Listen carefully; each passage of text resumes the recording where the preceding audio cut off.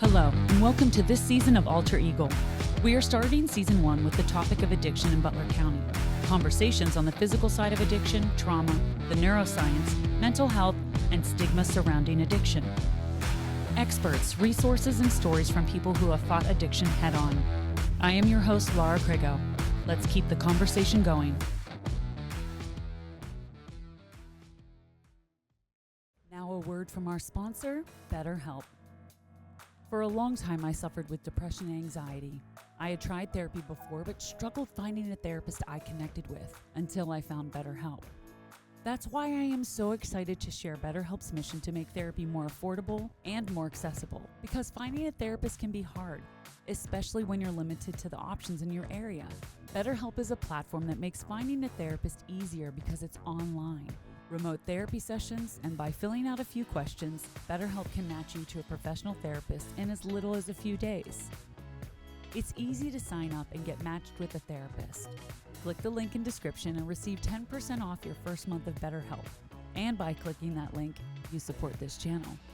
Plus, you can easily switch to a new therapist at no additional cost without stressing about insurance, who's in your network, or anything like that. I was struggling for a long time, and BetterHelp was where I found my therapist, Whitney, who I still see weekly for almost 2 years now.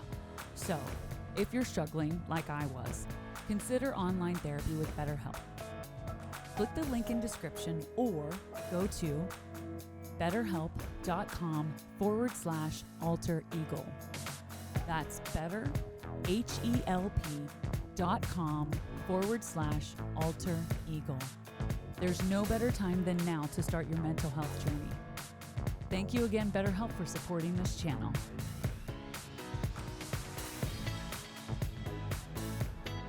This episode is brought to you by R.W. McDonald & Sons Incorporated, Robert Stevens Jewelers. Thank you to our sponsors for your support on our first season of the Alter Eagle podcast.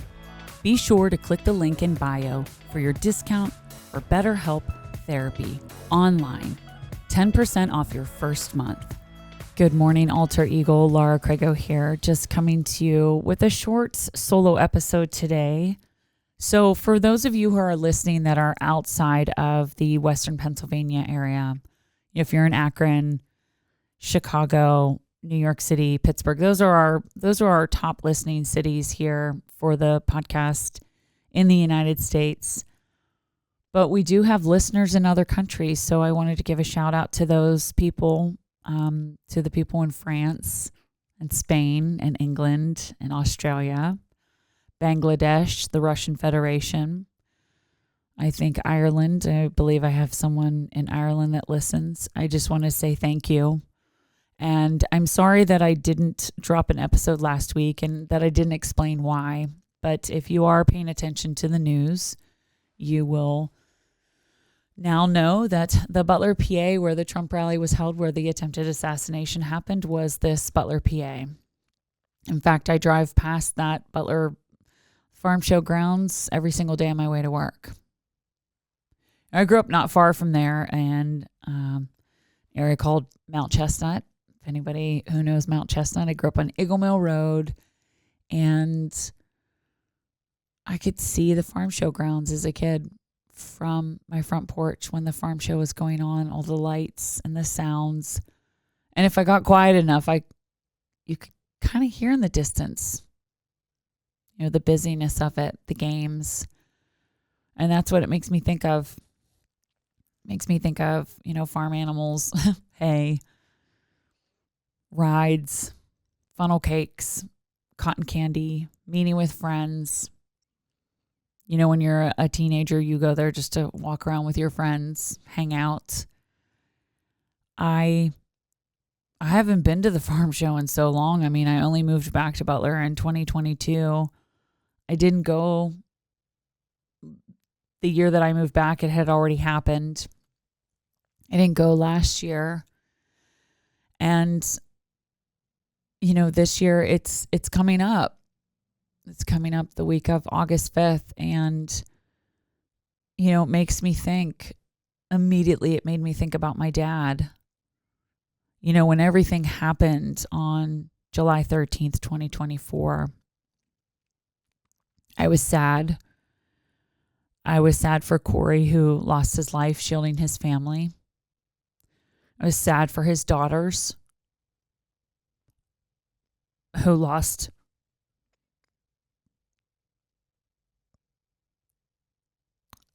their dad.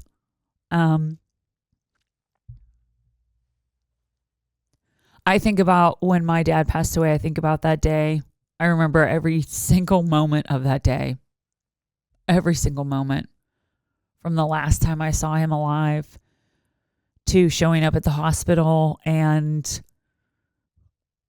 expecting to walk into a room and seeing my dad hooked up to a bunch of monitors and, goofing off with the bed adjustment. And we would laugh, right? But that wasn't the case. I remember walking into a room with our entire family. And when I say family, extended family, grandmas, aunts, uncles, cousins, my older brother, my sister-in-law, my mom, everybody was there. Everybody was there. And they were all crying. And it was this moment of like, why is everybody crying? And then to hear the words, he's in a better place now. And I never understood that. I'm sorry, I don't understand that.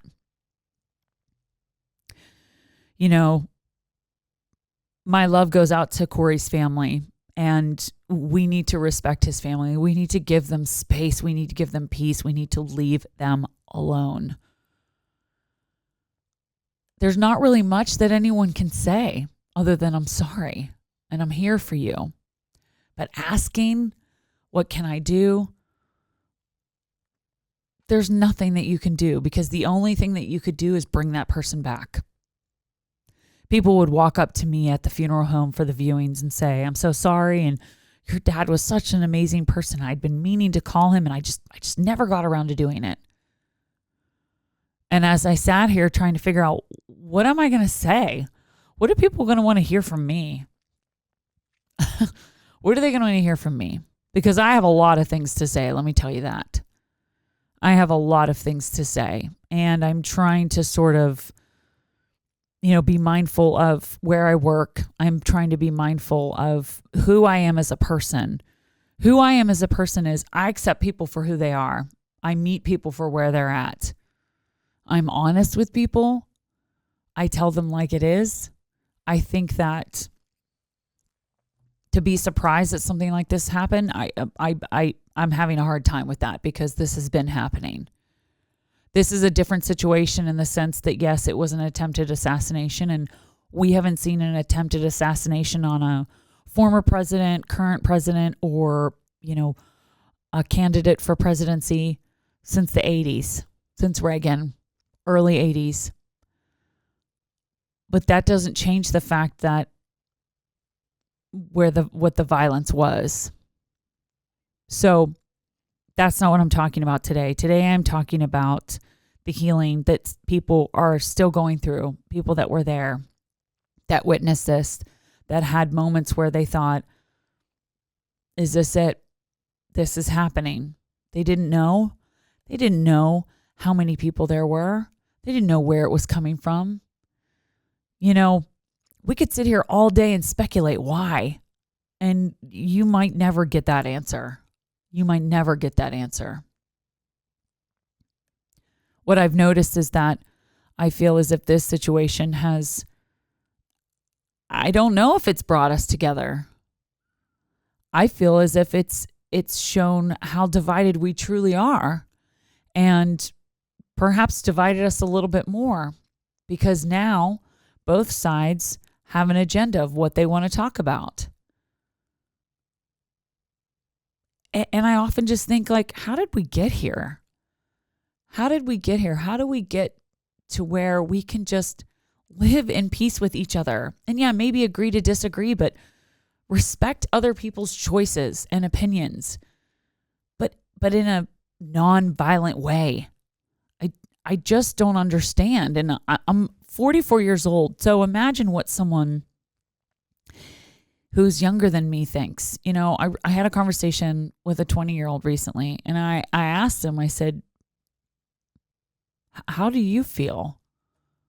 How does this situation make you feel with everything that you do know? And he said it was scary. It's scary. He's like, it's scary coming here. It's confusing. There's a lot of confusing information out there. And just to be clear, for the news organizations that were reporting, it's Butler County, but it was Connequenessing Township, not Butler Township. Now they're very close to each other. It's like right on the border. But when we're reporting on what happened at the Butler Farm Showground, can we please report on Connequenessing Township, please? Thank you. That's all I have to say about that. I'm a little fired up. I'm fired up about a lot of things. But the position that I'm in is I genuinely do want to know how everyone feels, what both sides feel. But to be surprised by this type of violence, I'm sorry, that's where I have a hard time. My dad was the guy who would do anything for anyone without asking for anything in return. He used to I would plug this little space heater into my bedroom because I had to sleep with my door shut. Because of our old farmhouse, I didn't have heat in my room. So in the winter, I would plug this teeny tiny little space heater in. And every night, he never forgot. He would come in at around midnight when he was going to bed and he'd unplug it. And the day he passed away, I was at the hospital with all of our extended family, and it hadn't really registered. I mean, I even saw him. I saw his body, and that was something I insisted on. Everybody was trying to protect me from that. And I said, no, I need to see him. I need to see him. Went back to my house. There was people everywhere. They brought food. They were feeding us. They were watching me eat. Everybody kept asking me how I was. And I was like, I don't know how to answer that question. I really just kind of wanted to be left alone. And I went upstairs to go to bed. And I plugged the space heater in like I did every night, and I shut the door, and I hadn't turned my lights on. And I had, those mirrors that they sold at like Kmart and Walmart. I don't even think Walmart was around. I think it was Kmart still. And it's they're the framed, like the really skinny ones that you can hang on the back of your door with the little like plastic things, or you could have a thing over your door. Anyways, I had one of those in the back of my door because I remember shutting the door and looking at myself in the mirror and standing there for a moment. And all of a sudden I was like, oh, well, I better go say goodnight to Dad and remind him to unplug my heater. And I opened the door, and it was that moment when it hit me that he was gone. Like that he was gone. And out loud I said, what am I going to do? And in that very moment, the heater turned off. This red light came on and it made this loud buzzing noise. Was the emergency shutoff. It had never done that. And this is February, and I had been using that thing since November, maybe October. And I froze because suddenly I had this feeling that I wasn't alone. I had this overwhelming feeling that I wasn't alone. And then I got this really weird feeling that started in the top of my head. That game that you played as a kid where you'd pretend like you were cracking an egg on someone's head, and then you take the fingers down over and it'd like give you chills. It was like that, but instead of chills, it was this calming feeling, and it just went all the way down through my entire body.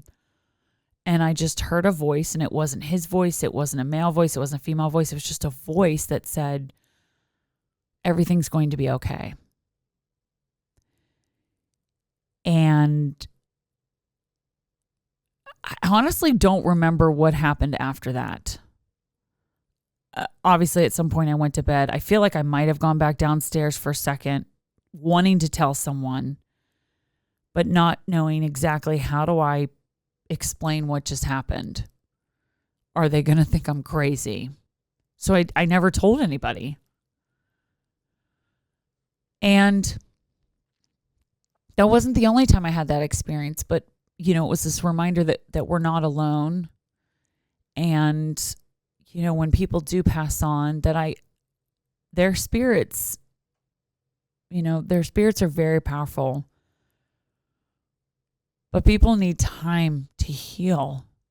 People need time. And there are a lot of people who were there who maybe still need some time. There are a lot of people who were there who maybe just went on with the next day, and eventually it might catch up with them. Or maybe they have those moments to themselves. And to the family of the two gentlemen that were injured, who are, now in stable condition, to Corey's family, to my coworkers who were there, who continue to do their jobs, to my manager, to my boss, Tammy Shuey, who was there to support her journalists, to the people who went because they wanted to be there to experience it, to the people who were there because they were excited to be there for Donald Trump. That was their choice, right? I think we get so caught up in the red and the blue and the right and the left that we forget that we're all human, and that all we all want is to just be able to live our lives, be who we are, have our families, right? Go on vacation, live in a house, be safe. And that's what it really comes down to. That's why every single day matters. People would walk up to me at the funeral home for the viewing of my father and say, your dad was such a great guy, and, I hadn't talked to him in such a long time, and I'd been meaning to call him. Well, you know what? If you've been meaning to call someone, then this is your sign to call them. Don't send them a text message. Pick up your phone and call them. Start doing the things that you want to do in your life. You have to realize that there are no guarantees. You have this moment right now. And if there's something you want to do, instead of looking at all the reasons why you can't or shouldn't, why don't you look at the reasons why you can and why you should? And then start making plans. Smile at strangers. Say hello to people, right? Hold doors open. Say thank you. Say please. Go out of your way to maybe change someone's day, because you never know what they're going through. And as we walk out here on these streets in Butler, we need to all realize that today could be it, right? July 22nd, 2024 is your day. Today is your day. We need to give peace and space to Corey's family. We need to give understanding to the people who experience this, who are affected by this.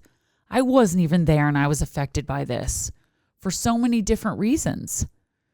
Is it wrong that I have had emotions over this and I wasn't there? No, I'm sure a lot of people did. I'm sure there's some people that didn't have any emotions, and they're wondering, when's it going to come? I want to thank you for listening, for following the podcast. I really would like to open this conversation up to you, the listeners. No politics. Just leave it aside. We need to find a way to start to live together in harmony as humans. As humans. To me, maybe it just seems so simple, where it's so confusing, why it's like, how can you have so much hate in your heart to hate someone based off of... There's just so many things I want to say, and I'm just trying to be very mindful of what I'm saying and how I'm saying it, because I'm not trying to tell anyone that they don't have a right to believe what they believe. But if it's coming from a place of hate, that's where I start to feel like, okay, that's where we need to sit down and dig into this and figure out where that is coming up, and you need to heal that part of yourself.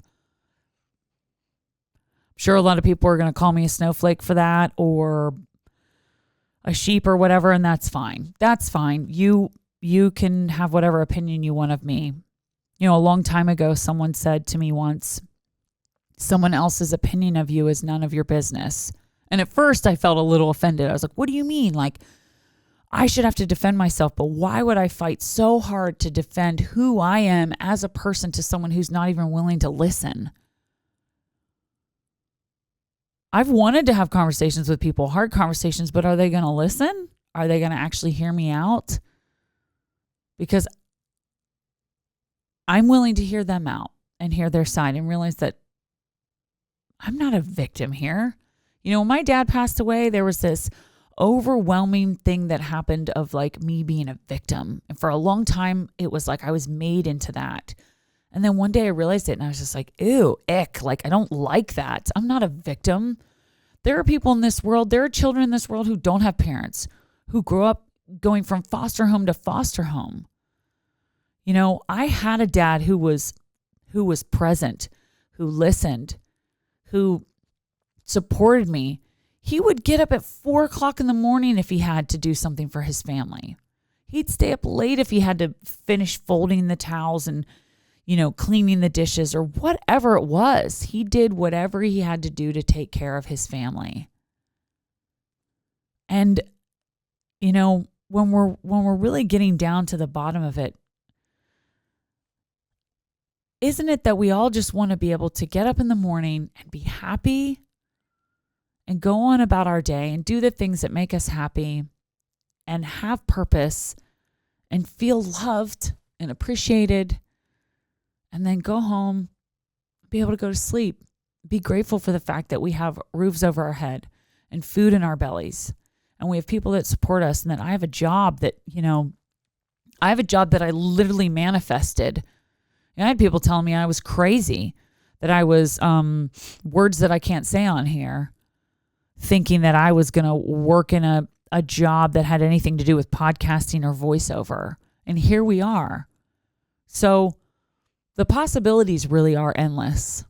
And I know I got off on a bit of a tangent here, but you know, I can just still see from the front porch of my house in Mount Chestnut, the lights from the farm show ground. No one can take that away from me. And no one can take that away from you. No one can take your light away from you. So there are people who are hurting. And there are people who are hurting and they're still helping.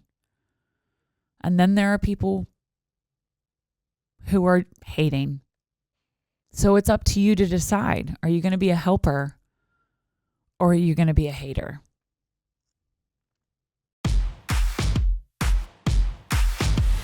Thank you for tuning in to Alter Ego. Join me every Monday for a new episode, and be sure to click subscribe so you don't miss a single episode. Follow us on Instagram at Alter Ego Podcast. Until next time, stay safe, stay hopeful, stay kind.